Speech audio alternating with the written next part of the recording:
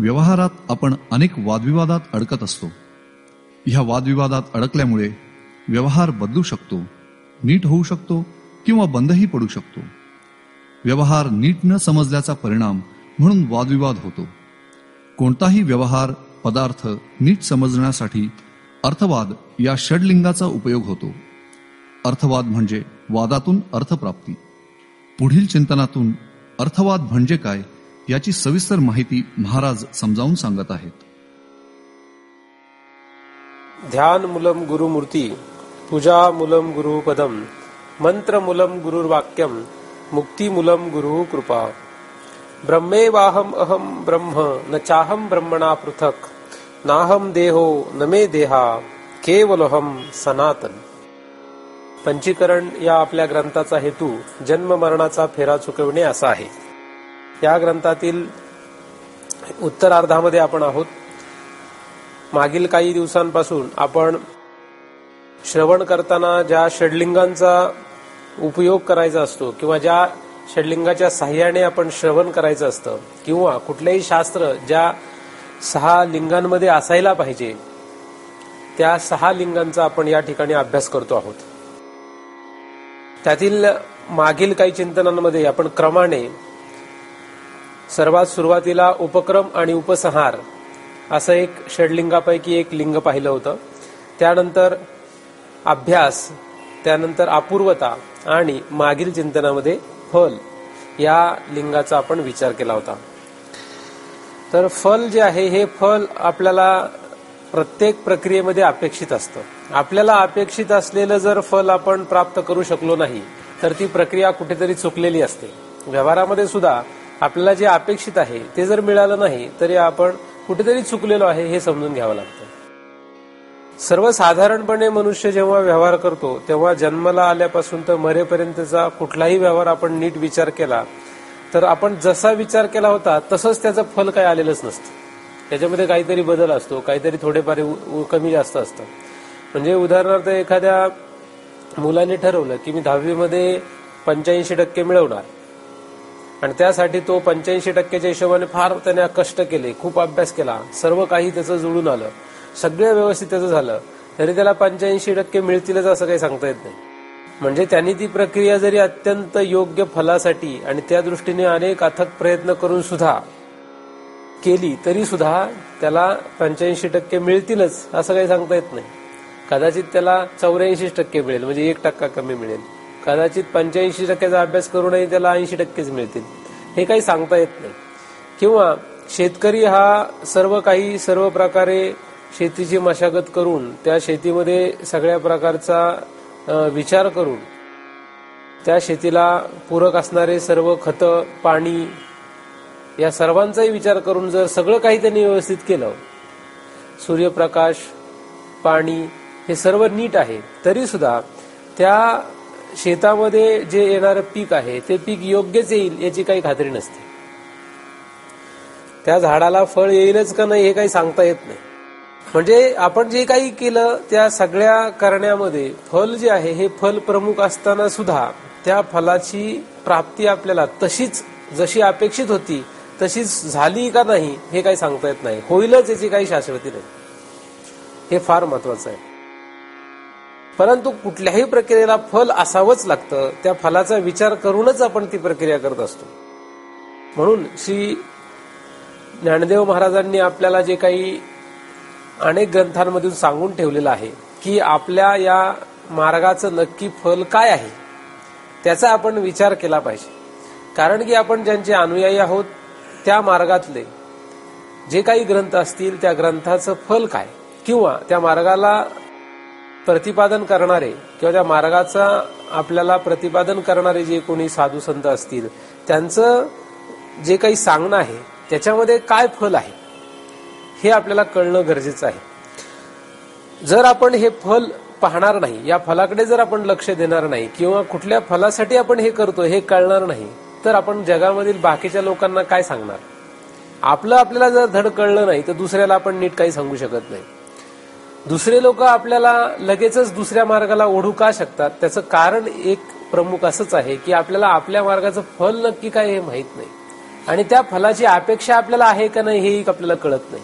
फक्त कोणीतरी सांगितलं, आपण ऐकलं, काही चिंतनं आपण ऐकली आणि आपल्याला वाटलं की परमार्थ करायचा, म्हणून आपण परमार्थ करायला लागलो. वास्तविक फल काय आहे हे आपल्याला माहितच नाही किंवा फलाचा आपण विचार करत नाही, फक्त करायचं म्हणून करतो. असं काही करू नये. बरं, तुम्ही म्हणाला असं नसेल तर आम्हाला सुरुवातीला कसं माहित असणार? कोणाच्या तरी सांगण्याने, कोणाच्या तरी कृपेनेच हे कळणार आहे. मग एखादा असा विचार करू शकतो की आपल्याला तर काही जन्माला आल्यानंतर हे माहित नव्हतं. आता कुठल्या तरी साधू संतांना शरण गेल्याने म्हणा, कोणीतरी सांगितल्याने म्हणा, कुठल्या तरी कारणाने आपण या विषयाकडे आलो, त्यामुळे आम्हाला फल काय हे माहित नाही, त्यात नवल काय. बरोबर आहे. तसं लहान मुलाला शाळेमध्ये पाठवल्यानंतर त्याला काही कळत नसतं शाळा म्हणजे काय. मग पहिलं वर्ष, दुसरं वर्ष, तिसरं वर्ष, म्हणजे पहिली, दुसरी, तिसरी, चौथी, कदाचित 5वी पर्यंत त्याला कळत नाही शाळा म्हणजे काय. कदाचित तो 7वी पर्यंत जाईल तरी त्याला कळत नाही शाळा म्हणजे काय. कदाचित 10वी पर्यंत जाईल तरी त्याला कळत नाही शाळा म्हणजे काय, पण तो शाळा शिकत असतो. त्याचप्रमाणे कदाचित असं होऊ शकतं की आपण बरेच वर्ष हा परमार्थ करतोय, परंतु या परमार्थाचं नक्की फल काय आहे हे काही कळणार नाही. असं होऊ शकतं. परंतु एक वेळ जर हुशार विद्यार्थी असेल तर त्याला कदाचित 4थ्या वर्गातच कळतं आपण ही शाळा का शिकतोय. कदाचित तो कमी हुशार असेल तर 7व्या वर्गात कळेल, त्याच्यापेक्षा कमी हुशार असेल तर 10व्या वर्गात कळेल. पण 10वी होताना तरी त्या मुलाला एवढं नक्की कळावं की आपण शाळा का शिकतोय. पण बऱ्याच वेळा असे विद्यार्थी जास्त दिसतात की 10वी झाले तरी त्यांना कळत नसतं आपण शाळा का शिकलो. मग 11वी 12वी मध्ये गेल्यानंतर उन्हाडक्या करण्यात वेळ घालवतात. 12वी मध्ये उन्हाडक्या केले की मग पुढच्या ऍडमिशनचं अडचणच निर्माण होते. मग कुठल्या साईडला जाईल काय सांगताच येत नाही. त्याचं कारण आहे की त्याला फल काय बापाने आईने शिकवलेलं नसतं, कारण आई बापालाही माहित नसतं नक्की कशासाठी शिकायचं. आता तरी बऱ्यापैकी बदल झालेला आहे. पूर्वी तर असं होतं की मुलाला शाळेत घातलंय की तो गेला म्हणजे संपला विषय. तो कधी आला, त्याचं प्रगती पुस्तक काय आहे आणि तो पास झाला की नाही झाला याच्याशी काही घेणं देणं आई बापाला नसायचं. म्हणजे माझं जरी उदाहरण तुम्ही पाहिलं तरी शाळेत गेला की विषय संपला. नापास झाला का पास झाला हेही कोणाला थांग पत्ता नाही. पास आहे का नापास आहे. आजकाल थोडीशी परिस्थिती बदलली, आजकाल वेगळं वातावरण आहे. परंतु आजकाल फक्त आई बापाला काळजी आहे, मुलाला काळजी नाहीये. म्हणजे शेवटी व्हायचं तेच झालं ना. पूर्वी मुलाला पण काळजी नव्हती आणि आई बापालाही काळजी नव्हती. आता मुलाला काळजी नाही, आई बापाला काळजी आहे. म्हणजे चुकीचंच चाललंय अजूनही. म्हणजे जेव्हा केव्हा असं होईल की त्या मुलाला काळजी लागेल, मुलाला लक्षात येईल की आपण का अभ्यास करतो, का शाळा शिकतोय, तेव्हा योग्य परिस्थिती निर्माण होईल. पण आता तुम्ही काय त्या मुलांसारखे थोडी जात, ओढून ताडून थोडी आणलंय तुम्हाला इथे. बळच महाराजांचा दबाव आहे म्हणून तुम्ही इथे आले प्रवचन ऐकताय असं थोडंच आहे. जे काही तुम्ही ऐकायला बसले तुम्ही स्वइच्छेने आलेला आहात. दुसरं तुमच्या सोबतच्या लोकांनी कोणाला आणलं असेल तर येऊ नका, त्यात काही अडचण नाही. पण स्वइच्छेने जर आले तर मग हे लक्षात घ्या की आपण हे का करतो, आपल्या या प्रक्रियेचं नक्की फल काय आहे. कारण जर आपल्यालाच नीट कळलं की आपल्या प्रक्रियेचं फल काय, तरच आपण दुसऱ्याला सांगू शकतो की मी का हे करतोय. ठामपणा राहतो मग अंगामध्ये. नाहीतर होतं काय की आपल्यालाच नक्की काय करायचंय, नक्की काय फल प्राप्त करायचंय माहित नाही. त्यामुळे दुसऱ्याने कोणी येऊन आपल्याला डिवसलं की आपण म्हणतो बरं ठीक आहे पुढच्या शुक्रवारी नाही जाणार मी. आपल्याला कोणी आपल्याला लगेचच काय करू शकतो, बंद करू शकतो या मार्गातून कोणी. कारण आपल्याला नक्की फलाचा विषय माहित नाही. आपल्याला जर फल पक्क माहित असेल तर आपल्याला जगातलं कोणी अडवू शकत नाही या मार्गात जाण्याशिवाय. या मार्गातून आपल्याला कोणीही बाजूला करू शकत नाही. पण आपल्याला जर फलाचंच ओळख नसेल तर मात्र आपल्याला इथून कोणीही याच्यापासून वेगळं करू शकतो. असो तर मागील चिंतनामध्ये आपण या फलाचा अभ्यास केलेला आहे. फल प्राप्ती फार महत्वाची असते, व्यवहार असो किंवा परमार्थ असो. परमार्थामध्ये आपलं फल काय आहे, काय फल मिळवायचं आपल्याला, म्हणजे या ग्रंथाला फल आहे का नाही किंवा या मार्गाला फल आहे का नाही. काही वांझ मार्ग आहे हा, वांझोटा मार्ग नाही ना. या मार्गाला काहीतरी फल असायला पाहिजे ना, कुठेतरी काहीतरी मिळालं पाहिजे या मार्गात जाऊन. काय मिळेल आपल्याला असं तुम्हाला खात्री पाहिजे की इकडून असं गेलं की फल हे मिळणारच. तुम्ही म्हणाल काही गॅरंटी नाही वाटत याची. का गॅरंटी वाटत नाही. शेतकऱ्याने समजा काही पीक पेरलं तर ते येईलच याची गॅरंटी काय, सांगू शकत नाही. पाऊस नाही पडला तर पीक येतच नाही, वाळून जातं. बरं एखाद्या झाडाला आंब्याला दरवर्षी आंबे येत असतात, पण एखाद्या वर्षी आंबे येतीलच काय याची गॅरंटी काय. मोहर गळून पडला तर करणार काय. म्हणजे फलाची गॅरंटी तुम्ही देऊ शकत नाही व्यवहारामध्ये. पण तरी सुद्धा व्यवहारामध्ये म्हणतातच ना की नाही असं मिळणार आहे आपल्याला फल. मग मिळण्याची गॅरंटी नसताना सुद्धा तिथे मात्र म्हणतो फल मिळणारच. मग इथे मात्र काय अडचण आहे? इथेही पक्का निर्णय पाहिजे की आपल्याला सद्गुरू शास्त्र यांच्या संबंधाने हे फल मिळणारच आहे. कोणी जर म्हटलं तुमची गॅरंटी आहे का नक्की तुम्हाला भगवंत प्राप्त होणार आहे म्हणून, त्याला म्हणायचं गॅरंटेड मिळणार आहे, फल मिळणार ह्याची खात्री पाहिजे. कारण कोणाचं ऐकतो, कोणाचे आपण अनुयायी आहोत, कोणाचं अनुशीलन आपण करतो हे फार महत्वाचं आहे. श्री ज्ञानदेवांच्या आश्रयाला जर आपण आहोत किंवा श्री व्यासांच्या जर आपण आश्रयाला आहोत तर आपल्याला हे जे काही फल वेदांतामध्ये आहे ते मिळणारच आहे. आणि जीवनमुक्ती हे फल आपल्याला प्राप्त करणे आहे. जीवनमुक्ती हे जरी नाव वेगळं दिसत असलं तरी जीवनमुक्ती म्हणजेच काय? जीवनमुक्ती म्हणजेच भक्त होणे, जीवनमुक्ती म्हणजेच भगवत प्राप्ती, जीवनमुक्ती म्हणजेच जन्म मरणाचा फेरा संपणे. हे सगळे एकार्थवाचक आहेत. फक्त आपल्याला नाम भेद आहे, तिथे नामाचा भेद आहे. कारण भगवंत प्राप्ती झाली म्हणजेच ब्रह्म झालो आपण, म्हणजेच भक्त झालो, म्हणजेच जीवनमुक्त झालो, म्हणजेच जन्म मरणाचा फेरा संपला. हे सगळे एकार्थवाचक आहेत. परंतु लोकांना याच्यातले भेद कळत नाही म्हणून लोक म्हणतात यांना जन्म मरणाचा फेरा चुकवायचा, यांच्या नादी नको लागायला. आपण हे काय लावलंय जन्म मरणाचा फेरा? पण वास्तविक जन्म मरणाचा फेरा कधी चुकतो? भगवंत प्राप्त झाला म्हणजे चुकतो. मग भगवंत प्राप्त झाला म्हणजेच भक्त होतो. कारण भक्त भगवंत प्राप्ती झाल्याशिवाय होऊच शकत नाही. ज्याचा भक्त व्हायचंय त्याची ओळख असावी लागते, म्हणजे त्याचं ज्ञान असावं लागतं, म्हणजे ब्रह्मज्ञान असावं लागतं. कारण ब्रह्म म्हणजे भगवंत, त्याचं ज्ञान असणे म्हणून आपण ब्रह्मज्ञानाच्या पाठीमागे आहोत. म्हणजे आपलं मार्ग काय हे लक्षात घ्या. लोकांनी आपल्याला म्हणावं की अरे तुम्ही काय जन्म मरणाचा फेरा चुकवायच्या मागे लागला, त्यापेक्षा देवाची भक्ती करा. मग आपण काय करतो? कारण बऱ्याच लोकांना ही अडचण येते. लोक म्हणतात हे काहीतरी तुमचा वेगळाच विषय दिसतोय आणि आम्हाला तर आमचं तर वेगळाच आहे. मग ते कुठेतरी घरामध्ये एखाद्या प्रतिमा ठेवलेली असते आणि त्याची पूजा करतात. तेव्हा बघा असं हे करा, हे कुठं नादी लागलाय जन्म मरणाचा फेरा चुकवण्याचं. आपणही तेच करतोय. पण तो आपल्यापेक्षा कमी प्रतीचा असल्यामुळे त्याला कळत नाही की आपण नक्की काय करतोय, आणि आपल्यालाही आपण काय करतो हे कळत नाहीये. असं करून घेऊ नका. फल काय आहे हे लक्षात घ्या. फल हे आहे की जन्म मरणाचा फेरा चुकणे. पण जन्म मरणाचा फेरा कधी चुकतो? ब्रह्मज्ञानाने चुकतो. ब्रह्मज्ञान झालं म्हणजे भक्त होतो, म्हणजेच भगवत प्राप्ती होते. हे अनेक ठिकाणी अनेक रीतीने शास्त्रात समजावून सांगितलेलं आहे. परंतु आपल्याला तशी दृष्टी नसल्यामुळे किंवा आपल्याला तो तशा रीतीने पाहण्याची सवय नसल्यामुळे आपल्याला ते कळत नाही. असो, तर या ठिकाणी आपण या फल या षडलिंगापैकी एका लिंगाचा अभ्यास केल्यानंतर आज पुढील जे लिंग आहे ते म्हणजे 5 नंबर, बरोबर ना? कितवं लिंग झालं तर हे? 5वं. 5व्या लिंगाचा अभ्यास करणार आहोत आणि ते लिंग आहे कुठला? अर्थवाद. अर्थवाद.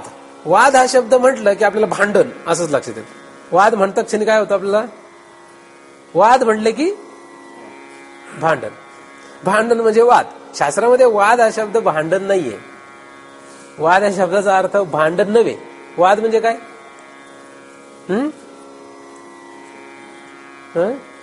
वाद. आता साधुवाद म्हणजे काय? ब्रह्मवाद म्हणजे काय? साधुवाद, ब्रह्मवाद, अर्थवाद असे वाद शब्द बरेच ठिकाणी लावण्यात येतो. त्यामुळे वाद हा शब्द भांडण या अर्थाने घेऊ नये. व्यवहारामध्ये वाद हा शब्द भांडण या अर्थाने घेतला जातो. परमार्थामध्ये किंवा शास्त्रामध्ये वाद या शब्दाचा अर्थ भांडण नाही. साधुवाद म्हणले की साधूचा आशीर्वाद असा अर्थ तयार होतो. आशीर्वाद. आशीर्वादामध्ये सुद्धा काय वाद शब्द आहे ना. मग वाद म्हणजे भांडण काय? आशीर्वाद दिला म्हणजे भांडण केलं काय? म्हणजे भांडण नव्हे.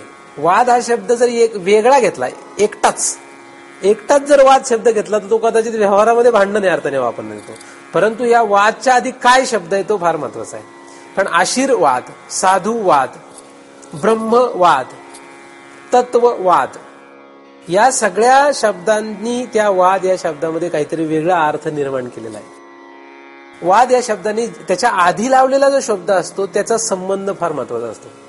कारण वाद हा शब्द एक अर्थ नाही वापरू शकत आपण. वाद नुसता घेतला तर वेगळा अर्थ तयार होतो. वादच्या आधी काय शब्द लावतो त्यानुसार वाद शब्द तयार होतो. तो पूर्ण शब्द जो आहे तो जेव्हा आपण पाहतो त्याच्यामध्ये वादच्या आधी काय आहे हे फार महत्वाचं. कारण साधुवाद म्हणले की कृपा असा अर्थ होतो. साधुवाद म्हणजे कृपा, ब्रह्मवाद म्हणजे आशीर्वाद म्हणजे पण कृपा. तर प्रत्येक आधी लावलेला शब्द हा वाद या शब्दाशी एकत्रित झाल्यानंतर त्याचा अर्थ बदलतो. या ठिकाणी अर्थवाद आहे. आता अर्थ म्हणजे काय, तर वाद या शब्दाचं जर आपण सामान्यपणे जेव्हा दुसरा शब्द लागणार आहे तेव्हा जर अर्थाचा विचार केला तर एक कृपा किंवा काहीतरी फल प्राप्त झाल्यानंतरची स्थिती. कारण मागे फल आहे, याला एक क्रम आहे, याला एक क्रम धरायलाही काही हरकत नाही. उपक्रम, उपसंहार, नंतर अभ्यास, अपूर्वता, फल आणि मग अर्थवाद. याला एक क्रम धरायला काही हरकत नाही. या क्रमाने गेलं पाहिजे. कारण उपक्रम उपसंहार जर नसेल, नुसता अभ्यास करतो, उपयोग काय? काय उपयोग होईल का? उपक्रम उपसंहार काही नाही, फक्त अभ्यास करतो, जमेल का? नाही. बरं, उपक्रम उपसंहार नाही, अभ्यासही नाही, फक्त अपूर्वता. म्हणजे त्याला उपक्रम माहित नाही, उपसंहार माहित नाही, अभ्यास करत नाही, अभ्यासाचा थांगपत्ता नाही, आणि महाराजांनी चिंतन सांगितलं की म्हणतो अपूर्व सांगितलं, अपूर्वता आहे सांगण्यामध्ये महाराजांचं. त्याला काहीच किंमत नाही, कारण तो नुसता अपूर्वता त्याला कळते की महाराजांनी काय चिंतन सांगितलं, वाह. पण अभ्यास करतो का? म्हणजे अभ्यास या षडलिंगातलं एक लिंग त्याच्याकडे नाही, उपक्रम उपसंहार पण नाही, आणि नुसतं महाराजांनी वाह छान सांगितलं, मग काय उपयोग आहे? का तो कधीतरी आला, एखादा नवीन मनुष्य, नवखा मनुष्य जेव्हा चिंतन ऐकायला येतो आणि त्याने कधीच कुठे असं चिंतन ऐकलेलं नसतं समजा, आणि त्या दिवशी मी फारच चांगलं उत्कृष्ट चिंतन सांगितलं असं धरूया, मग त्याला काय वाटतं? उत्कृष्ट म्हणजे त्याच्यासाठी उत्कृष्ट, जनरल विषय निराळा आहे, पण त्याला उत्कृष्ट वाटलं तर तो काय म्हणतो? अपूर्व. काय म्हणतो? अपूर्व. आणि तो कधीच अभ्यास करत नसतो, तो कधीही उपक्रम उपसंहार या कक्षेत आलेच नाही, मग तरी उपयोग नाही. बरं, हे तीन लक्षणही नाही, नुसतं फल पाहिजे एखाद्याला. हा, मला जन्म मरणाचा फेरा चुकायचा आहे. बरं, मग जन्म मरणाचा फेरा चुकायचा, उपक्रम काय तुझा? उपक्रम काय केलायस? उपक्रम काहीच नाही केला. अभ्यास काय करतोस? काहीच करत नाही. करायचं म्हणून करतो किंवा करतच नाही. अपूर्वता काय माहित आहे? मग फल कसं मिळेल? नुसतं फल उपयोग नाही. आलं लक्षात? म्हणून याचा क्रम लक्षात घ्या. उपक्रम उपसंहार पाहिजे, अभ्यासही पाहिजे, अपूर्वताही पाहिजे आणि फलही पाहिजे. या सगळ्या लिंगांचा विचार केला, या लिंगांनुसार आपण जर अभ्यास श्रवण केलं किंवा शास्त्रामध्ये जर हे आधीचे सगळे लिंग असले तरच अर्थवाद या लिंगाला किंमत आहे. अर्थवाद.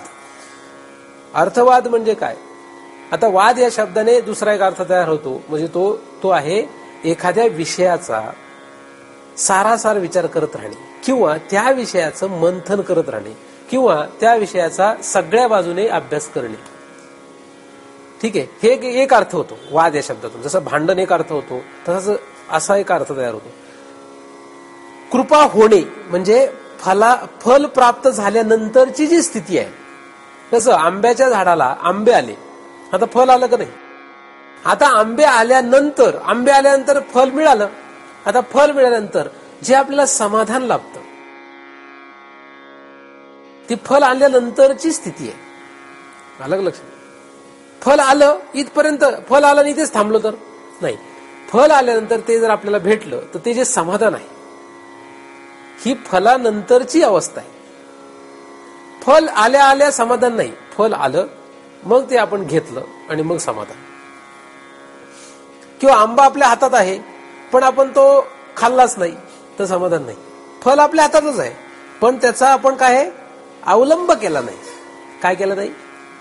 त्याचा अवलंब जर केला नाही, म्हणजे ते खाल्लं नाही फळ, तर आपल्याला त्याचं समाधान येणार नाही. नुसतं पाहून समाधान पाहिजे असेल तर ठीक आहे, मग तेवढं पाहण्याचं त्याला समाधान आहे. फल आलं आणि पाहण्याचं समाधान, पण त्याला खाण्याने समाधान होणार असेल तर खाल्ल्यानंतर समाधान. म्हणजे फल येणं हा शेवट नाही, झाडाला फल येणं हा शेवट नाही, तर त्या फलाचा पाहण्याचा व्यवहार होणे किंवा खाण्याचा व्यवहार होणे असा काहीतरी व्यवहार झाला की त्याच्यातून जे समाधान तयार होतं ही फलाच्या पुढची अवस्था आहे. असं जर घडलं तरच आपल्याला फायदा होतो. दुसरा अर्थ असा एक अर्थ होऊ शकतो. आता अजून एक अर्थ आहे, अर्थवाद या शब्दाचा स्तुती करणे असा एक अर्थ होतो. म्हणजे जसं झाडाला फल आलं आणि आपण म्हणतो वाह काय फल आलंय, म्हणजे याला काय म्हणतात? स्तुती. एखाद्या मनुष्याने एकदम छान चित्र काढलं. आता चित्र काढल्यानंतर त्याने उपक्रम केला होता, त्याने त्याचा अभ्यास केला, त्याने अपूर्वता निर्माण करून चित्र काढलं आणि त्याचं फल तयार झालं, म्हणजे त्याचं चित्र पूर्ण झालं.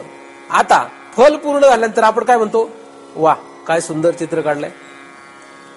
हा झाला अर्थवाद. अर्थवाद कधी होतो? फलानंतर अर्थवाद होत असतो.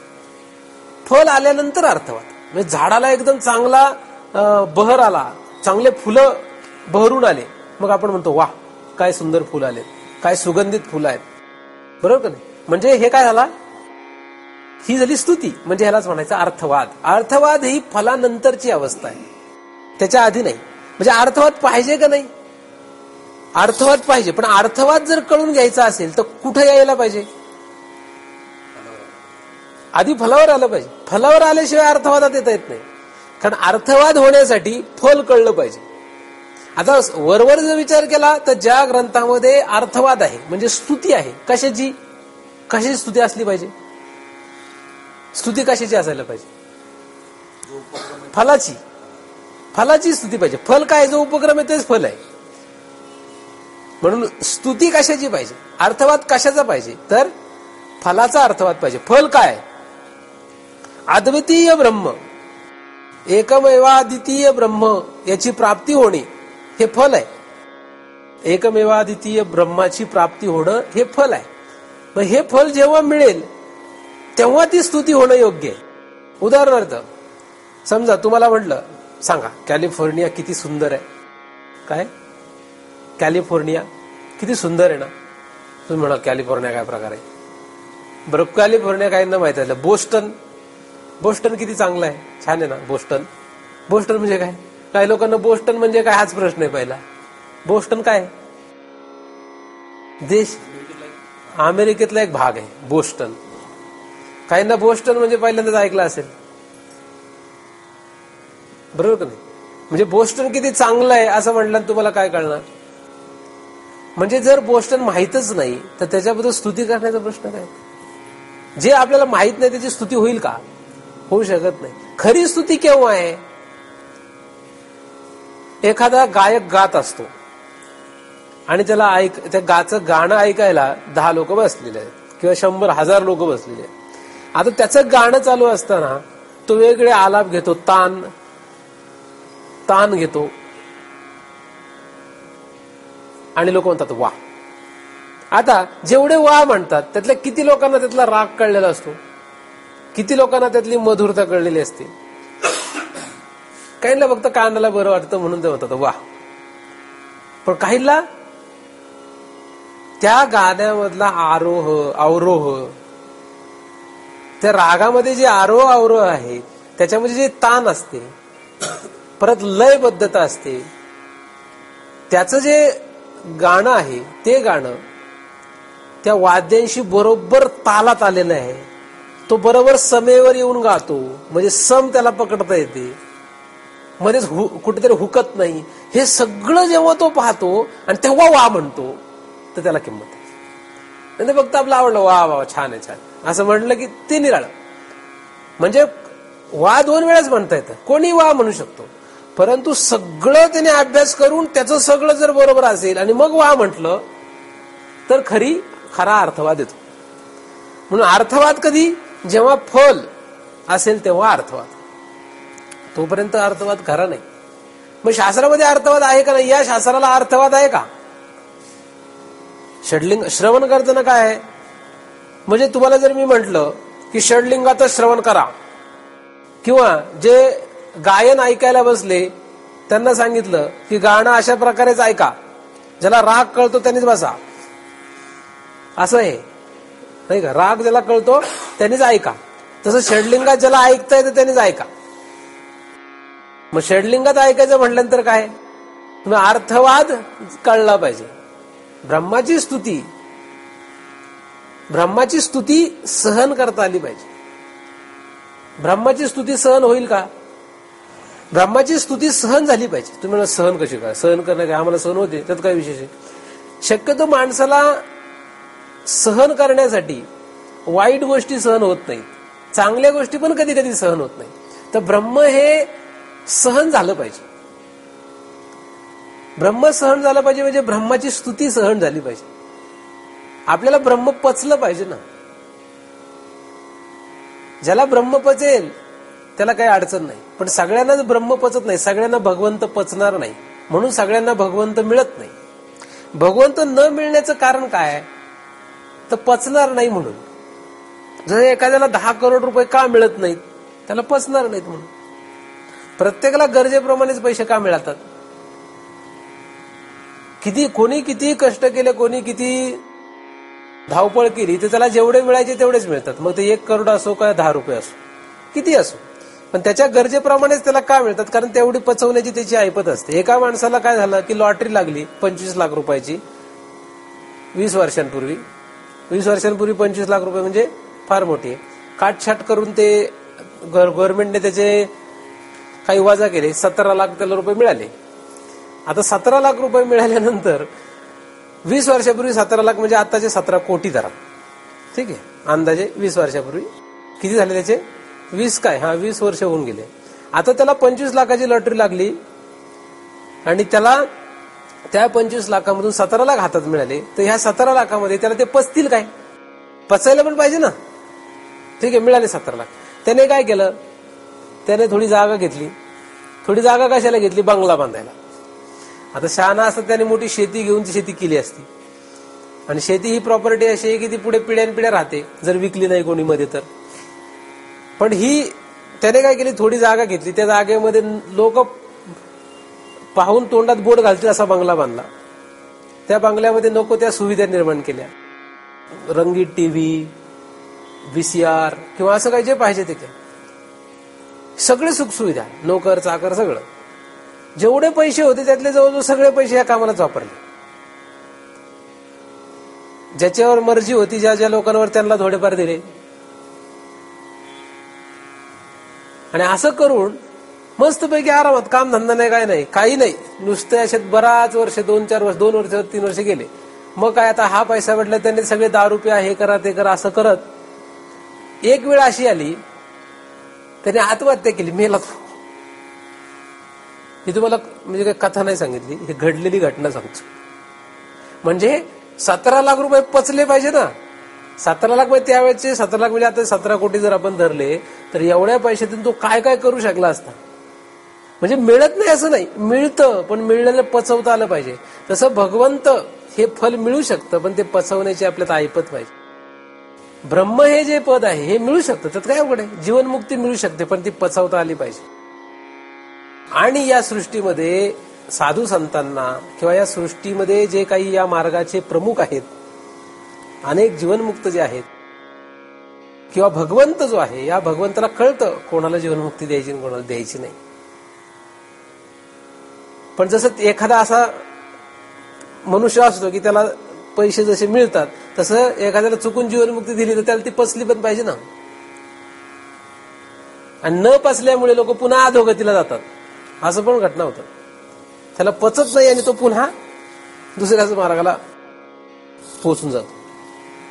म्हणजे पुन्हा योग मार्गाला किंवा पुन्हा कुठल्या तरी कर्म उपासना मार्गाला जातो, ज्ञान मार्ग पचलं न पचल्यामुळे. असो, तर अर्थवाद म्हणजे स्तुती. ही स्तुती जी आहे ती कोणाची आहे? फलाची.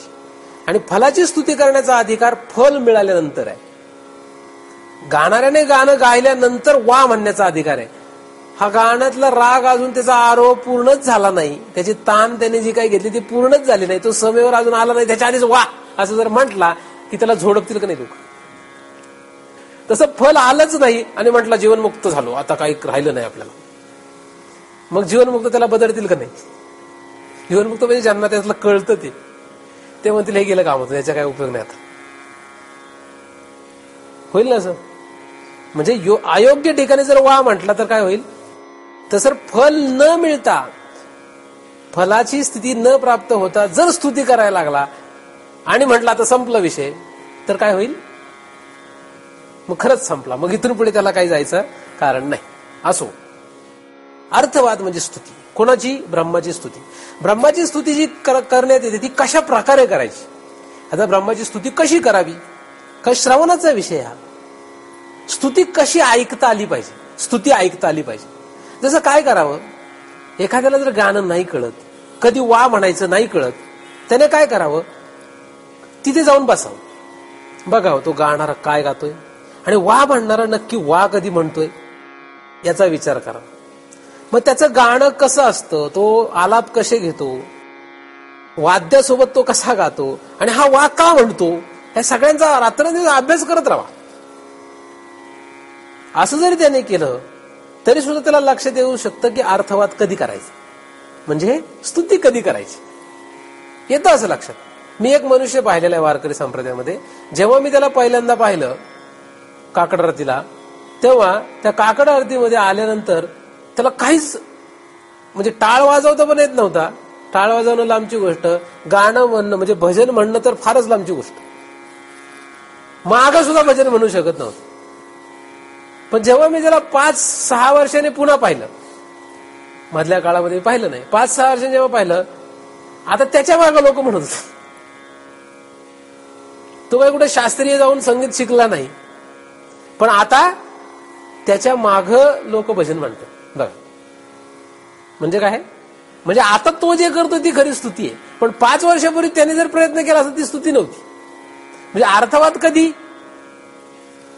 त्याला काहीतरी मागे अभ्यास आहे ते.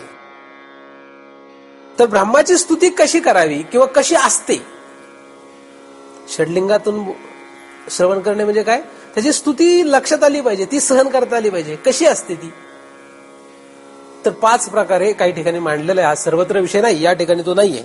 या ठिकाणी फक्त लिहिलेलं आहे की एकच वाक्य दिले त्यांनी की ह्या प्रकारे, म्हणजे ब्रह्म जाणल्याने सर्व जगत जाणल्यासारखे होते, अशा प्रकारे ब्रह्माची स्तुती केलेली आहे. ते काय लिहिलं आहे या ग्रंथामध्ये की ब्रह्म जाणल्याने सर्व जगत जाणल्यासारखे होते. ही झाली ब्रह्माची स्तुती. ब्रह्माची स्तुती काय आहे, ब्रह्म जाणल्याने सगळे जगत जाणल्यासारखे होते.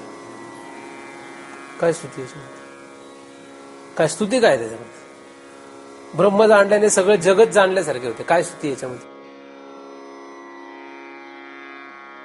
स्तुती काय, ती स्तुती कळली पाहिजे ना, स्तुती काय आहे. स्तुती लक्षात यायला नको, लक्षात येत नाही, थोडंसं अवघड जातं. अशा वेगवेगळ्या प्रकारे शास्त्रामध्ये, वेदांत शास्त्रामध्ये भगवंताची स्तुती आहे.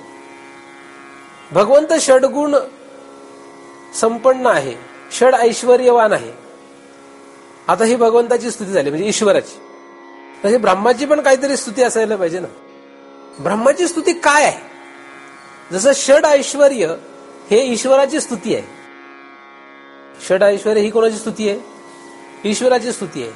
कुठले षड ऐश्वर्य कुठलं आहे, काय काय, यश, श्री, औदार्य, ज्ञान, वैराग्य, ऐश्वर्य, बरोबर का. एवढे 6 भगवंता ईश्वराचे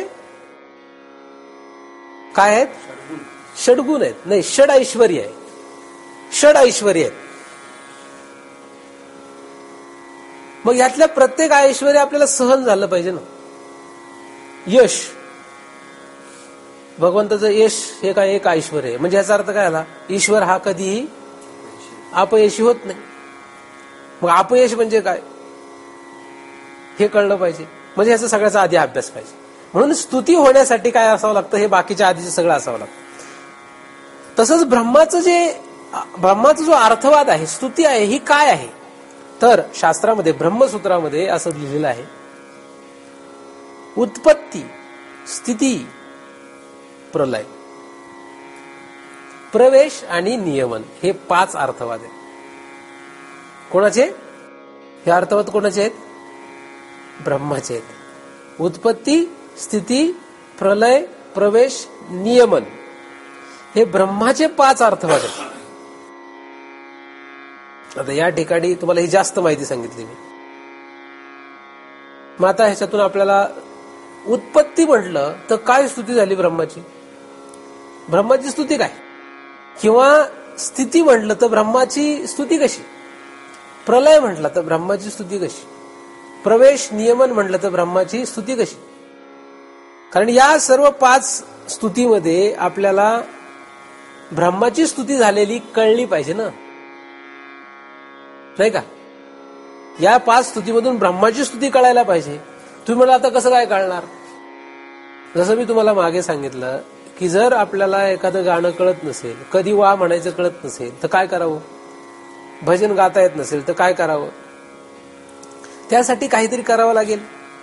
तसं ही उत्पत्ती स्थिती प्रलय प्रवेश नियमन ही स्तुती कळण्यासाठी, हा अर्थवाद कळण्यासाठी आपल्याला काहीतरी करावं लागेल.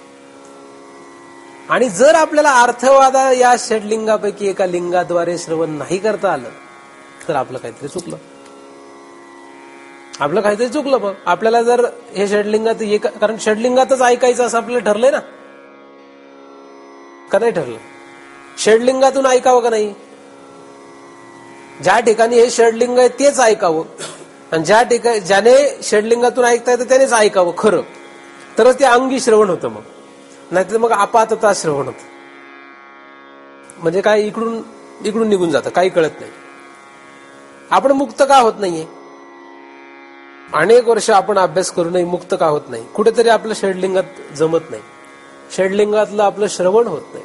श्रवण जर षडलिंगामध्ये असेल तर कधीही तो जीव मुक्त झाल्याशिवाय राहणार नाही. जीवनमुक्त होईलच तो.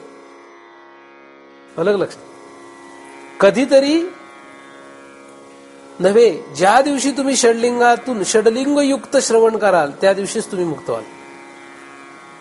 षडलिंगयुक्त पाहिजे. म्हणून उत्पत्ती ही स्तुती का, मला सांगा. तुम्हाला थोडक्यात हे समजावून सांगतो, जास्त काही त्याच्यावर विषय करत नाही, कारण इथे तो नसल्यामुळे. जेव्हा मी तुम्हाला ब्रह्मसूत्र सांगेल तेव्हा त्याच्यावर जास्त सखोल अभ्यास करू आपण. परंतु आता इथे थोडं समजण्यासाठी म्हणून आपण तो विषय घेऊया. उत्पत्ती, मला सांगा, कशाची उत्पत्ती कशापासून होते? उदाहरणार्थ गव्हाची उत्पत्ती कशापासून होते? गहू कुठे उगवतो? गहू कुठे उगवतो? जमिनीमध्ये. बर. आंबे कुठे लागतात? झाडाला. बरोबर. पाऊस कुठून पडतो? आकाशातून. बघा. आणि मूल कुठून निर्माण होतं? कोणाच्या पोटातून निर्माण होतं? मातेच्या. बरोबर. उत्पत्ती चालली. हे उत्पत्तीचा विषय सांगतोय. गाणं म्हणजे भजन गाणारा भजन कुठून गातो? कुठून गातो सांग? भजन गाणारा भजन कुठून गातो? फार उत्कृष्ट गायक येतो, पट्टीचा गायक येतो. पट्टीचा म्हणजे फुटपट्टी नाही, पट्टी म्हणजे बरोबर पट्टीत गाणारा, त्याला म्हणतात पट्टीचा. पट्टीचा म्हणजे लोकांना वाटतं काहीतरी फुटपट्टीचा. फुटपट्टी नाही, पट्टी म्हणजे पट्टीत गाणारा, त्याला म्हणतात पट्टीचा गायक. तर तो गायक जो आहे तो कुठून गातो? कशाने गातो? कुठून गातो? कुठून गात असतो? हृदयातून गातो. भजन ऐकायला पाहिजे तुम्ही, म्हणजे कळेल ना. कुठून गातो? गळ्यातून. जास्त गळा ताणू नको माझा, गळा ताणू नको. म्हणजे लोकांना कळतं की लोक गायक कुठून गातो? गळ्यातून. गळ म्हणजे कंठातून गातो. काही गायक फक्त तोंडाने गातात, काही गायक फक्त तोंडाने गातात, काही गायक कंठातून गातात म्हणजे गळ्यातून, काही गायक मनाने गातात, काही गायक हृदयातून गातात, काही बेंबीच्या देठातून गातात. म्हणजे गायनाची उत्पत्ती बघा कुठून आहे, नक्की कुठून याच्यापैकी अनेक निर्माण झाले ना प्रश्न. म्हणजे बेंबीच्या देठातून गातो, गळ्यातून गातो, हृदयातून गातो, मनातून गातो, का बुद्धीने गातो, का तोंडाने गातो. अशा प्रकारे उत्पत्ती नक्की कशी काही सांगता येत नाही. जगातलं कुठलीही उत्पत्ती तुम्ही जी घ्या, तुम्हाला जी उत्पत्ती घ्यायची ती घ्या, तुम्ही बरोबर उत्तर सगळ्याची शोधूनच ठेवलेली. फार हुशार झाला तर बेंबीच्या देठापासून गातो असं म्हणेल, किंवा गाईल कुठून? बेंबीच्या देठा. फार हुशार झाला, बेंबीच्या देठापासून गातो. कशाची तुम्ही उत्पत्तीचा विचार केला तर सगळ्याची उत्तर तुमच्याकडे काय आहेत? तयार आहे. सगळ्याची उत्पत्ती तुम्हाला माहिती आहे ना, का नाही माहिती? माहिती हो का नाही? माहिती आहे पक्की. काय कुठून उत्पन्न होते सगळं माहिती आहे. आणि हेच आपलं काय झालेलं आहे, चुकलेलं आहे. जगतातला कुठलाही पदार्थ आणि काहीही जे उत्पन्न झालंय ते ब्रह्मापासून उत्पन्न झाले. ही ब्रह्माची स्तुती. ही पचत नाही ना. एखाद्या म्हणलं झाडाला आंबे का लागले, ब्रह्म त्याला कारण आहे. हे काहीतरी बोगसगिरी करतो. वसंत ऋतू आला नसता तर झाडाला फळच कशी लागले, तुझा ब्रह्माचं काय करायचं आपल्याला. त्याला मी झाडाला पाणी घातलं नसतं, वाढलं नसतं झाड, तर त्याला आंबे आले कसे असते. ब्रह्म कुठलं आलंय तुझं. जगतातली कसलीही उत्पत्ती घ्या, त्याला कारण कोण आहे, ब्रह्म. हे तुम्ही ऐकताय, फक्त ऐकताय. म्हणजे तुम्ही ऐकलं जर म्हटले वा तर हुकले कुठेतरी, वा म्हणा तुम्ही, पण कधी म्हणा उत्पत्ती सगळ्याची ब्रह्मापासून आहे. काहीही घ्या तुम्ही, ब्रह्मापासून उत्पत्ती. म्हणजे स्तुती करणे योग्य. म्हणजे उत्पत्ती हा काय आहे, स्तुती आहे. कोणाची, ब्रह्माची. कारण जगतामध्ये काही ब्रह्माशिवाय उत्पन्न होऊ शकत नाही. माया कोणापासून झाली, नक्की. ह्याला काही वाद आहे का याच्यात, काही ह्याच्यात वाद आहे, अर्थवाद आहे, दुसरा वाद नाही. तुमची गंमत करतो मी, लगेच रागावू नका. ब्रह्मवाद, ब्रह्मवाद आहे, अर्थवाद. मायेची उत्पत्ती ब्रह्मापासून. मग मायेपासून निर्माण झालेला ईश्वर, ईश्वराची उत्पत्ती कोणापासून, मायेची उत्पत्ती ब्रह्मापासून. मग ईश्वराची उत्पत्ती कोणापासून, हा, मायेपासून. मग तुम्ही मायेचे अर्थवादातलेत, सगळे मायेची स्तुती करणारे आहेत, आहे की नाही. आता एका क्षणात तुम्ही लगे पलटी खाताय. ब्रह्मापासून जर मायेची उत्पत्ती झाली आणि मी म्हटलं की ईश्वराची उत्पत्ती कशात, तुम्ही म्हणता मायेपासून, मग तुम्ही मायेची स्तुती करणारे आहेत. म्हणजे आंबे कशापासून, तर आंब्याच्या झाडापासून. आंबे कशापासून, तर शेतकऱ्यापासून. गहू कोणापासून, तर शेतकऱ्यापासून. मग शेतकरी कोणापासून, त्याच्या आईबापापासून. त्याचे आईबाप कोणापासून, त्यांच्या आईबापापासून. ईश्वर कोणापासून आहे, ईश्वरला अधिष्ठान कोण आहे, मायेला अधिष्ठान पण ईश्वर आहे का ब्रह्म आहे, ब्रह्म आहे. मायेला अधिष्ठान ब्रह्म आहे, ईश्वराला अधिष्ठान माया नाही. ईश्वराला अधिष्ठान सुद्धा ब्रह्म आहे. म्हणजे ईश्वराची उत्पत्ती सुद्धा ब्रह्मापासूनच आहे. कोण, ईश्वर. ईश्वर सुद्धा स्वरूपतः ब्रह्म आहे, कारण त्याची उत्पत्ती ब्रह्मापासून आहे. आणि जीव अविद्येपासून. जीवाची उत्पत्ती अविद्येपासून नाही, तर जीवाची उत्पत्ती सुद्धा ब्रह्मापासूनच आहे. अविद्येची उत्पत्ती सुद्धा ब्रह्मापासूनच आहे. आणि सूक्ष्म आणि स्थूल प्रपंचाची उत्पत्ती सर्व ब्रह्मापासूनच आहे. ह्याला म्हणतात अर्थवाद. तुम्ही काहीही म्हणा, उत्पत्ती म्हटले की ब्रह्मच दिसलं पाहिजे, ह्याला म्हणजे ब्रह्माची स्तुती. काही म्हटलं, कोणी काही म्हटलं तरी सद्गुरू अनाप बाबा, काही हो ठेच लागली बाबा, कोणी काय म्हटलं बाबा, ह्याला म्हणतात श्रीगुरु स्तुती. श्रीगुरु स्तुती कशी होते, काही हो ठेच लागो बाबा, सुख झालं बाबा, दुःख झालं बाबा, झोपायला लागला तरी बाबा, उठला तरी बाबा. ही स्तुती कोणाची आहे, काही हो. प्रत्येक क्षण जसा श्रीगुरूची स्तुती होते त्याप्रमाणे काही हो उत्पत्ती. आता उत्पत्ती फक्त विचार करतो, उत्पत्ती काही हो कोण आहे, ब्रह्म. आता तुम्ही पाठ करून नका ठेवू, नाही तर काही लोक इथून गेले तर पाठच करून ठेवतील. काही हो उत्पत्ती ब्रह्म. ह्याच्या आधी इथपर्यंत फलापर्यंत, मी त्यासाठी काही वेळ जास्त वेळ फलापर्यंत सांगितला अभ्यास. पंडित भीमसेन जोशी फार चांगले गातात असं एखाद्याने ऐकलं, म्हणजे पूर्वी, आता ते वारले, आणि एखाद्या त्यांच्या फार चांगले गातात एवढं लक्षात ठेवलंय, एवढं लक्षात ठेवलंय. आणि पंडित भीमसेन जोशींच्या भजनाच्या कार्यक्रमाला एखादा पोहोचला आणि त्याला माहित आहे की ते चांगले गातात. आता मध्ये कोणी वा म्हटलं की लगेच हा वा, म्हणजे ह्याला कळलं का राग. असं करू नका, असं करू नका. मी सांगितलं म्हणजे तो तुम्ही त्या अर्थवादावर पोचले असं होत नाही. खरे पोचा, मला फार आनंद आहे. मूर्खपणामुळे पोचाल तर मला वाईट वाटेल. मला वाईट वाटत नाही ते चांगलं वाचू, त्यासाठी तुम्ही परमार्थ नाही करत, बरोबर का. तर उत्पत्ती ही काय आहे, हा काय उत्पत्ती, हा काय अर्थवाद आहे का नाही, का नाहीये. थोडक्यात सांगितलं, त्याचा जास्त सखोल अभ्यास नाही सांगत आहे. दुसरा अर्थवाद आहे स्थिती. मुलगा कोणामुळे जगतो? मुलगा जगतो कोणामुळे? तानपोरग कोणामुळे जगतो? तानपोरग जगायला कारण कोणी? कोणामुळे जगतो? बरोबर ना? बरं, शेतकऱ्याने जे वावरामध्ये ज्वारीचं पीक लावलं आणि ही ज्वारी एकदम आता बहरलेली आहे, भरलेलीच म्हणतात ना, ज्वारीचे ताट एकदम आता व्यवस्थित आलेली आहेत, चांगलं धान्य त्याला भरून आलंय. तर हे धान्य कोणामुळे आलंय?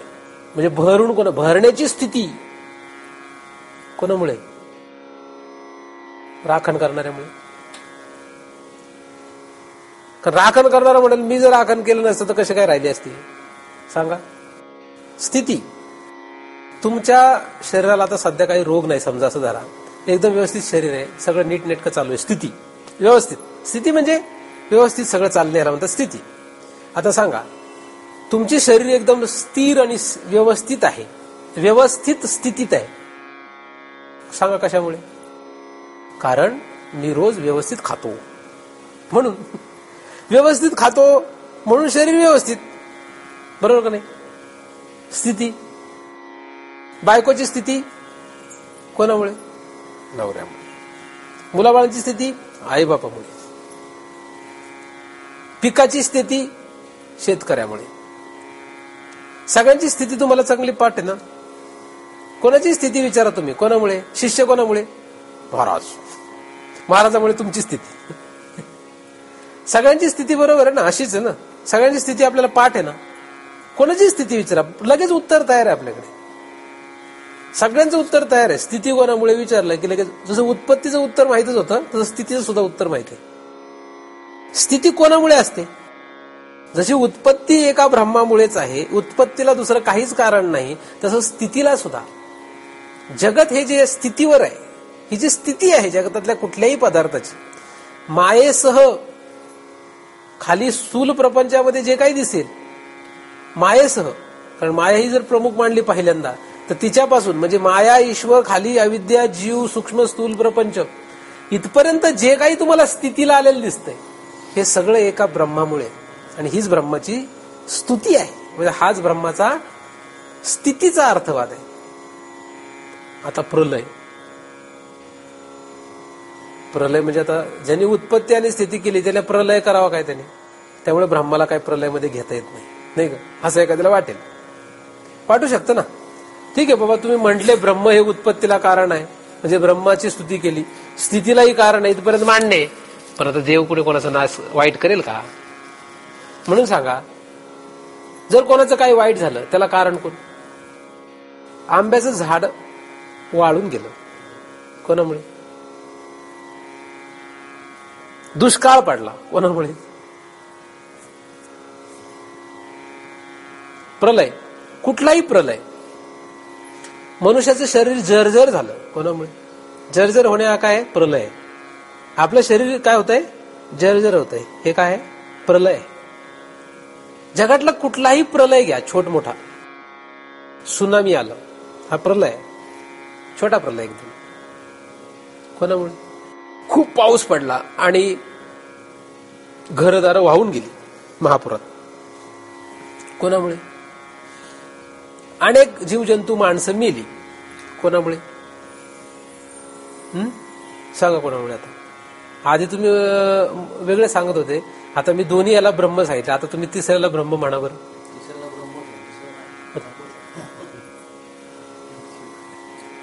प्रलय सुद्धा कोणामुळे? ब्रह्मामुळेच आहे. उत्पत्ती स्थिती ही सुद्धा भगवंतामुळेच आहे. भगवंताला आपण ब्रह्म म्हणतोय. उत्पत्ती स्थिती ही भगवंतामुळे आहे, हीच भगवंताची स्तुती. कुठल्याही उत्पत्तीला कारण ब्रह्म आहे. पण हे ऐकायचं नाही, शोधायचं आहे आपल्याला. तुम्ही शोधा. हे शोधल्यानंतर मग तुम्ही माझ्याकडे येऊन माझ्याशी अनुवाद करा, तेव्हा मग खरी गंमत आहे. तिथपर्यंत काही नाही. आता मी फक्त माहिती देणारा मनुष्य आहे तुम्हाला. आता तुमचा माझा अनुवाद नाही. तुम्ही एका दिवशी आले माझ्याकडे अनुवाद करायला, मी तुम्हाला म्हटलं नाही आता नाही, तर तुम्ही काय म्हणावं? तुम्ही म्हणावं की महाराज उपयोगाचं नाही आपल्या. असं नाही. मला कळेल केव्हा तुमच्याशी अनुवाद करायला पाहिजे या विषयावर. हे की नाही, कळेल का नाही? प्रलय जो आहे हा प्रलय सुद्धा ब्रह्मामुळेच आहे. जगातल्या कुठल्याही पदार्थांचा जो प्रलय होतो याला कारण ब्रह्म आहे. म्हणून जगताची उत्पत्ती स्थिती प्रलय जिथे होतो त्याला ब्रह्म असे म्हणतात, असं शास्त्रात लिहिलेलं आहे. ही स्तुती आहे. हे काय? जगताची उत्पत्ती स्थिती प्रलय जिथे होतो त्याला काय म्हणतात? त्याला भगवंत म्हणतात. म्हणून ही काय झाली? भगवंताची स्तुती झाली. आणि असं असताना सुद्धा आपण म्हणतो मी केलं. काय म्हणतो? मी केलं. पण आपण शहाणे आहेत. आपण फक्त कुठे मी म्हणतो. भाजी चांगली झाली, मीच फोडणी घातली होती, मसाला मीच टाकला होता, मीठ पण मीच टाकलं होतं. आणि जर खाणारा म्हटलं जरा काहीतरी मीठ गडबड आहे, ती मध्ये तिने केली गडबड होते. लगेच दुसरीकडे बोट करतात. तुमचा विषय नाही, यांचा विषय. म्हणजे आपली उत्पत्ती स्थिती चांगलीच असली की तिथे आपण म्हणतो मी, पण प्रलयात आपण मी म्हणत नाही. एखाद्याचं वाईट झालं त्याला कारण मी आहे असं म्हणायची आपली ताकद नसते. का असते? जरी आपल्यामुळे झालं असलं तरी सुद्धा. म्हणजे उत्पत्तीचं स्थितीचं आपण कर्तृत्व घेऊ शकतो, त्याची स्तुती आपल्याला चालते, पण प्रलयाची स्तुती चालत नाही. आणि तीच जी भूमिका आहे ती आपण देवासाठी पण वापरतो. नाही देव असं कोणाचं वाईट कसं करेल, देव कशाचा नाश करतोय, नाही का? सुनामी कोणामुळे आली? एखादं म्हटलं सुनामी देवामुळे आली तर लोक मारतील का? काय करतील? विठोबामुळे महापूर आला आणि लोक मेले, असं जर तुम्ही पेपरला छापलं तुमच्या नावासकट, तर दुसऱ्या दिवशी तुमच्या घरावर लोक येऊन दगड घालतील, वारकरी सगळे. काय रे विठोबा असं करतो काय? विठोबाने लोकांना मारलं का म्हणतील का नाही? जो काही प्रलय होतो, आता प्रलय का करतो, उत्पत्ती का करतो, स्थिती का करतो, हा विषय नाही येते. तो विषय कळला तर तुमचं फार मोठं काम झालं. आता सध्या स्तुती सुरू आहे आपली. उत्पत्ती का करतो, स्थिती का करतो, प्रलय का करतो, हा विषय इथे नाही. आता सध्या फक्त उत्पत्ती हा अर्थवाद, स्थिती हा सुद्धा अर्थवाद आणि प्रलय हा सुद्धा अर्थवाद. म्हणून जे काही प्रलय पावेल त्याला कारण कोण? ब्रह्म. मग चांगलं वाईट या दोन्हीला कारण कोण आहे? ब्रह्म आहे. पाप पुण्य याला कारण कोण आहे? पाप पुण्य त्याचे तोच जाणे. कोण जाणे? तोच जाणे. उत्पत्ती स्थिती प्रलय त्याचे तोच जाणे. काय उत्पन्न करावं याची अक्कल कोणाला आहे? आपल्याला आहे. आपण जरी प्रयत्नाने, एखाद्या नवऱ्या बायकोने प्रयत्नाने सगळे गर्भसंस्कार केले तरी उत्पन्न होणारं कार्टन नीटच होईल याची गॅरंटी काय? गॅरंटीच नाही. का? काही सांगू शकत नाही काय होईल. याने काय करायचं ते करू द्या. प्रक्रिया उत्पत्ती कशी व्हावी हे ब्रह्मालाच माहिती. जो ब्रह्माला शरण राहून उत्पत्ती करेल त्याची उत्पत्ती ब्रह्माला वाटेल तशी होईल. परत तुम्ही म्हणायचं नाही नाही मग चांगलीच होईल. चांगली नाही. बरोबर नाही? म्हणजे अष्टावक्र मुनींसारखे ब्रह्मभाव असणारे महात्मे 8 ठिकाणी वाकडे होऊन जन्मले. याला कारण कोण आहे? ब्रह्म कारण आहे. आणि कृष्णासारखा अत्यंत देखणा महापुरुष जन्माला आला, याला कारण कोण आहे? यालाही कारण ब्रह्मच आहे. म्हणजे लक्ष्मीपेक्षा सुद्धा ज्याचं रूप सुंदर मानलं जातं, लक्ष्मी जगातली सर्वात सुंदर मानली जाते, तिच्यापेक्षाही सुंदर हा कृष्ण आहे. त्याला कारण कोण आहे? म्हणजे कुरूप मध्ये कुरूप अष्टावक्र महामुनी आणि सुंदरातला सुंदर कृष्ण, या दोघांनाही कारण कोण आहे? ब्रह्म आहे. आणि त्याच्या नाशाला कारण कोण आहे? कृष्णाला मारणारही ब्रह्मच आहे. कृष्ण का मेला? मेला म्हणजे नाश पावला. निमित्त काही असू द्या. जगतातला प्रत्येक पदार्थ जो उत्पत्तीवान आहे, जो स्थितीवान आणि प्रलयवान आहे, या प्रत्येकाला, या तिघांनाही कारण काय आहे? ब्रह्मच आहे. उत्पत्ती स्थिती प्रलय ही ब्रह्माची प्रशंसा आहे. काय? उत्पत्ती स्थिती प्रलय हे कोण करतं? ईश्वर. अरे ईश्वराला सुद्धा याने उत्पन्न केलेलं आहे. ईश्वरालाही जो उत्पन्न करतो, पण त्याला कोणी उत्पन्न करत नाही त्याला ब्रह्म असे म्हणतात. जो ईश्वराला उत्पन्न करतो. तुम्ही नाही असं कसं होईल,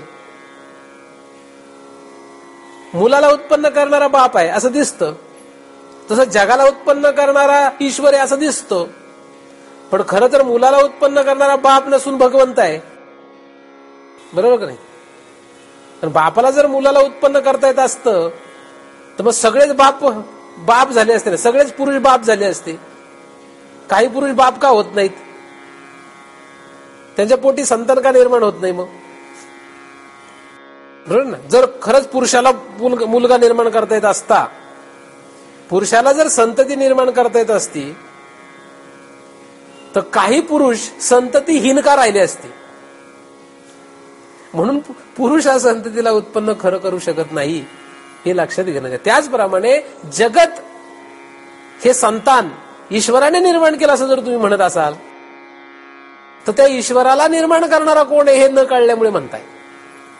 आणि ईश्वराला जो निर्माण करतो, ईश्वराची उत्पत्ती स्थिती प्रलय हे ज्याच्या हातात आहे, आणि ज्याची उत्पत्ती स्थिती प्रलय हे कोणाच्याच हातात नाही, त्याला ब्रह्म असे म्हणतात. हीच ब्रह्माची काय प्रशंसा आहे.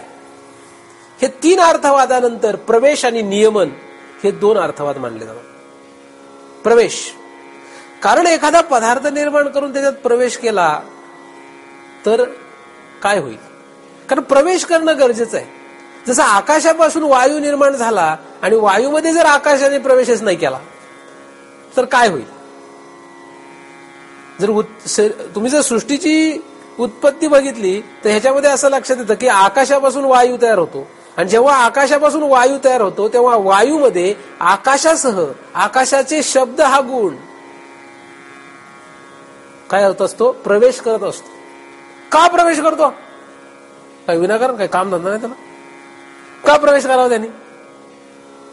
आकाशाच्या शब्द या गुणाने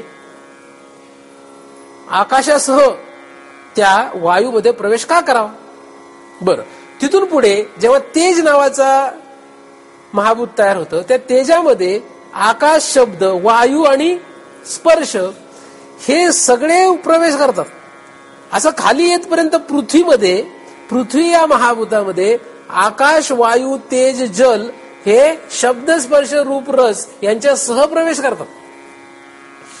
पंचीकृत पंचमहाभूत त्यांच्यापासून निर्माण होणारा जगातला कुठलाही पदार्थ या पदार्थामध्ये हे सगळे उतरतात, म्हणजे प्रवेश करतात. कुठलाही पदार्थ घ्या तुम्ही, त्या प्रत्येक पदार्थामध्ये आकाश आहे, वायू आहे, तेज आहे, जल आहे आणि पृथ्वी आहे. प्रत्येक पदार्थामध्ये शब्द आहे, स्पर्श आहे, रूप आहे, रस आहे, गंध आहे, सगळे. मग हे जर सगळे उतरले, यांनी सगळ्यांनी जर प्रवेश केलाय, तर आकाश ज्याच्यापासून तयार झालं ते त्या आकाशात प्रवेश करेल का नाही? आकाश कुठून तयार झालं? आकाश ज्या प्रकृतीपासून तयार झालं ती प्रकृती त्याच्यात प्रवेश करते 3 गुणांसह. प्रकृती कशी, जसं आकाश हे शब्द गुणासह प्रवेश करतं, तसं प्रकृती ही तिच्या 3 गुणांसह या आकाशात प्रवेश करते. 3 गुणांसह ती काय करते? आकाशात प्रवेश करते. आणि ही प्रकृती ज्याच्यापासून निर्माण झाली तो त्याच्या गुणांसह त्याच्यात प्रवेश करतो. कारण प्रकृती कोणापासून, म्हणजे माया कोणापासून आहे? ब्रह्मापासून आहे. मग ब्रह्मापासून ब्रह्म हे त्या मायेमध्ये त्याच्या गुणांसह उतरतो. मग तो निर्गुण आहे. हो, निर्गुण हाच गुण तो त्याच्यात उतरवतो, त्याच्या सर्व लक्षणांसह तो त्याच्यात उतरतो. म्हणजे मायेमध्ये निर्गुण पण गुण आहे. जसे सत्वरजतम तिचे गुण आहेत तसे, म्हणजे मायेमध्ये काय आहे तर मायेमध्ये तिचे स्वतःचे सत्वरजतम गुण आहेत आणि ब्रह्माचा निर्गुण गुण आहे. जसं आकाश, वायूमध्ये काय आहे? वायूमध्ये स्वतःचा स्पर्श हा गुण आहे आणि आकाशाचा शब्द हा गुण पण आहे. त्याचप्रमाणे मायेमध्ये स्वतःचे सत्वरजतम गुण आहेत आणि ब्रह्माचा निर्गुण पण आहे. अशा रीतीने सगळ्या पदार्थामध्ये कोण उतरलंय? जळी, स्थळी, काष्टी, पाशानी काय झाला? भरला, म्हणजे प्रवेश केला. सगळ्यामध्ये त्याने प्रवेश केलेला आहे. म्हणून असं एकही जगात पदार्थ नाही, एकही असा पदार्थच जगात नाही ज्याच्यामध्ये ब्रह्माने प्रवेश केलेला नाही. तर म्हणे हे असं कसं काय असू शकेल? जसं सामान्यपणे एखादा जर लोखंडाची सळई घेतली आणि एखाद्याला विचारलं सांग बरं या सळईमध्ये आकाश आहे का नाही, काय सांगेल? काय सांगेल? नाही म्हणेल. बर, एकदम लाकूड घेतलं, चांगलं ओलं लाकूड, आणि त्याला म्हटलं सांग या लाकडामध्ये अग्नी आहे का नाही, काय सांगेल? नाही सांगेल. म्हणजे मूर्ख माणसं आहेत सगळे. हुशार असेल तर म्हणेल नाही लाकडामध्ये अग्नी असतोच. तो म्हणेल दाखव मग. तर म्हणजे नाही दाखवू शकत. मग नाही दाखवू शकत तर नाहीच आहे, बावळट असेल तू, असं म्हटलं तर. तसं लोकांना जर सांगितलं की बाबा जळ स्थळ काष्ट पाषाण याच्यामध्ये भरलेला आहे, लोक म्हणतात दाखव, तर म्हणतात नाही दाखवू शकत, बावळट आहेस तुझा. म्हणून तर साधू संतांच्या नादी कोण लागत नाही. कारण साधू संत काय आहेत? यांच्या दृष्टीने काय आहेत? बावळट आहेत. आता ते बावळट आहेत का आपण बावळट आहे? म्हणजे मूर्ख कोण आहे? ज्याला लाकडातला अग्नी कळत नाही तो मूर्ख आहे, का जो लाकडात अग्नी आहे सांगतो तो मूर्ख आहे? ह्याला कळत नाही हा मूर्ख आहे. तसं प्रवेश कशात झालेला आहे, कुठे झालेला आहे, कुठे नाही झालेला. ब्रह्म कुठे आहे असं जर विचारलं साधू संतांना, ते म्हणतात कुठे नाहीयेत. साधू संतांना जर एखादा विचारलं सांग रे बाबा देव कुठे, तो म्हणतो देव कुठे नाही. अनंत वेश अनंत रूपे देखिले म्या त्यासी, बाप रखमा देवीवरू खून बांधली कैसी. कुठे नाही. पण इथपर्यंत यायला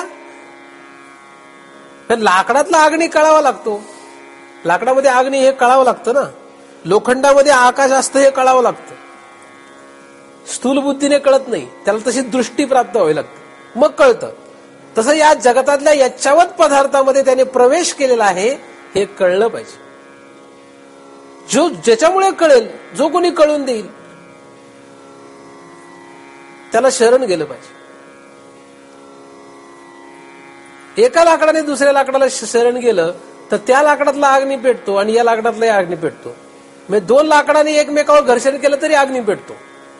आणि एक जळणार लाकूड असेल आणि दुसरं न जळणार लाकूड त्या शेजारी गेलं तेही जळतं. कसंही करा, अग्नी निर्माण झालं म्हणजे झालं का, नाही की नाही? म्हणून तुम्ही दोघेही न जळणार आहेत, म्हणजे तुमचं दोघांचं अग्नी पेटलेलं नाही, असे दोन लोक एकत्र आले आणि चांगल्या अत्यंत शुद्ध भावाने, जसं दोन एकावर एक लाकूड घासलं तर अग्नी निर्माण होऊ शकतो, पण त्याला वेळ लागते ना. दोन लाकडातून अग्नी निर्माण करायला किती वेळ लागते? एक क्षण वेळ लागते, पण अग्नी निर्माण होऊ शकतो. पण जर न जळणारं लाकूड जळणाऱ्या लाकडाच्या जवळ गेलं तर लगेचच जळतं. तसं तुम्ही दोघेही समजा तुम्ही मुक्त नाहीत, पण खरंच जर तुम्ही प्रयत्न केला दोघांनी, अनुवाद करून करून करून करून करून काय होईल? दोघांचाही अग्नी पेटेल आणि दोघंही मुक्त होऊन जाल. जर दुसरं कुठल्याही तुम्ही जाळणाऱ्या म्हणजे मुक्त महापुरुषाकडे गेले नाही तर. पण किती वेळ घासत बसणार, काही गॅरंटी नाही ना अग्नी लागेल का नाही. मग त्यापेक्षा काय करावं? ज्याचा दीप चेतलेला आहे किंवा ज्याचा अग्नी चेतलेला आहे त्याच्याकडेच जावं, म्हणजे सद्गुरूकडे जावं, नाही का, आणि आपला अग्नी पेटून घ्यावा. अशा रीतीने हा प्रवेश आहे. प्रवेश, आता प्रवेश कशासाठी केला? उत्पत्ती केली, स्थिती केली, प्रलय करतो. उत्पत्ती स्थिती प्रलयाच्या वेळेस त्या प्रत्येक पदार्थामध्ये तो प्रवेश करून असतो. उत्पत्तीच्या वेळेसही प्रवेश आहे, स्थितीच्या वेळेसही प्रवेश आहे आणि प्रलयाच्या वेळेसही प्रवेशच आहे. ही फार महत्वाची गोष्ट आहे. कुठल्या वेळेस प्रवेश आहे? फक्त उत्पत्तीच्या वेळेस प्रवेश नाही, फक्त स्थितीच्या वेळेस प्रवेश नाही, फक्त प्रलयाच्या वेळेस प्रवेश नाही, तर तिन्ही काळी, तिन्ही वेळेला, तिन्ही स्थितीमध्ये त्याचा प्रवेश आहे. का? त्याचं कारण म्हणजे नियमन करण्यासाठी. काय? नियमन. नियमन म्हणजे काय? तर नियमन म्हणजे, नियमन कोण करतो मला सांगा? हे घर कोण चालवतं? हे घर कळमकरांचं आहे. हे घर कोण चालवते सांगा बरं? बाहेरचे लोक सांगतील का? बरं घरातल्यांनी सांगा, जे घरातले त्यांनी सांगा हे घर कोण चालवतं. लगेच एक तर म्हणजे हरिश्चंद्र कळमकर चालवतात किंवा अण्णा कळमकर चालवतात, किंवा एखादं नाही स्त्री, ह्या घरातली प्रमुख स्त्री आहे ती चालवते. नक्की कोण चालवतं? नियमन करणे म्हणजे चालवणे असं धरू आपण कळण्यासाठी. मला सांगा हे घर कोण चालवते? बरं हा देह कोण चालवतो? देह चाले म्हणजे नियमन कोणाचं आहे? एकदम आता मी आधी 4 घेतल्यामुळे आता ब्रह्म डायरेक्ट आहे, वादच नाही त्यात काय, अर्थवाद आहे, वाद नाही अर्थवाद. वा, असं जर कळलं तर कोणाला अहंकार राहील? मग आता हे चिंतन सांगतं कोण सांगतंय? सांगणारा कोण आहे? ब्रह्मच आहे की नाही? आणि ऐकणारा? ऐकण्याचं नियमन कोण करतं आणि सांगण्याचं नियमन कोण करतं? चुकीचं सांगितलं तरी आणि बरोबर सांगितलं तरी. चुकीचं सांगितलं तर गरका, गरक्याचं नियमन तोच करतो, आणि बरोबर सांगितलं तर मुक्तीचं नियमन सुद्धा तोच करतो. म्हणजे बंध आणि मोक्ष, बंधाचं नियमन सुद्धा तोच करतो आणि मोक्षाचं नियमन सुद्धा तोच करतो. तुम्ही चुकले तर तुमच्या चुकीचं नियमन तोच करतो आणि तुम्ही बरोबर आले तरी बरोबरचं सुद्धा नियमन तोच करतो. जगातल्या वाईटातल्या वाईट माणसाचं नियमनही तोच करतो आणि चांगल्यातल्या चांगल्या माणसाचं नियमनही तोच करतो. जगातला किती वाईटातला वाईट पदार्थ असेल त्याचं नियमन कोण करतं? तोच करतो. आणि किती चांगल्यातला चांगला पदार्थ असला तरी त्याचं नियमन कोण करतो? तोच करतो. म्हणून ब्रह्म हे काय आहे? सगळ्यांचं नियमन करणार आहे. त्याचं नियमन मात्र कोणी करत नाही. जो कोणाचंही नियमन करतो, कोणाचंही नियमन करतो, पण त्याचं नियमन जो करत नाही त्याला ब्रह्म असे म्हणतात. ही त्याची स्तुती आहे, ही त्याची काय आहे? प्रशंसा आहे, हा त्याचा गौरव आहे. एक ब्रह्म, त्या ब्रह्माचीच उत्पत्ती किंवा ब्रह्मापासूनच उत्पत्ती, ब्रह्मापासूनच स्थिती, ब्रह्मापासूनच प्रलय आणि ब्रह्माचाच प्रवेश आणि ब्रह्मानेच नियमन. ही झाली कोणाची स्तुती? ह्याला म्हणतात ब्रह्मसूत्रात हा अभ्यास आहे. उत्पत्ती, स्थिती, प्रलय, प्रवेश, नियमन हे 5 अर्थवाद. या 5 अर्थवादाने आपलं फल मिळाल्याचं आपल्याला काय होईल? समाधान होईल. जर तुम्हाला फल मिळालं, फल मिळणं काय ठीक आहे. लहान मुलाला हापूस आंबा खायला दिला आणि लहान मुलाने हापूस आंबा खाल्ला. खाल्ल्याबरोबर तोंडात जसा हापूस आंबा टाकतो तसं म्हणतो, वाह काय आंबा आहे, म्हणतो कसं लहान मुलगा? म्हणत नाही. त्याला काय घेणं हापूस आहे का कुठला आहे? ते विष्टा खाणारं असतं. लहान पोरग म्हणजे काय? ते विष्टा पण खात आहे, दिसेल ते खात आहे. त्याला हापूस काय कुठला काय फरक पडतो? तसं उत्पत्ती, स्थिती, प्रलय, प्रवेश, नियमन हे ब्रह्मामुळे होतं अशी स्तुती केल्यानंतर ज्याला फलाचीच ओळख नाही त्याला काय कळायचंय? त्याला हे लिंग काय कळणार आहे? हा अर्थवाद काय कळेल त्याला? अर्थवाद कळेल का? ही प्रशंसा कळेल का? ही प्रशंसा कळली पाहिजे. त्यासाठी फल कळलं पाहिजे. कळावं हे फल काय, आणि मग कळावं, मग प्रशंसा कळत असते. मग हे षडलिंगापैकी जे 5वं लिंग आहे त्याचा उपयोग होत असतो आणि आपल्याला सर्वांना या लिंगापर्यंत पोहोचायचंच आहे. तुम्ही उत्पत्ती, स्थिती, प्रलय, प्रवेश आणि नियमन ब्रह्मामुळे आहेत, ब्रह्माचेच आहेत, ब्रह्माशिवाय काही नाही, अशा जर निर्णयापर्यंत येऊ शकले जेव्हा केव्हा,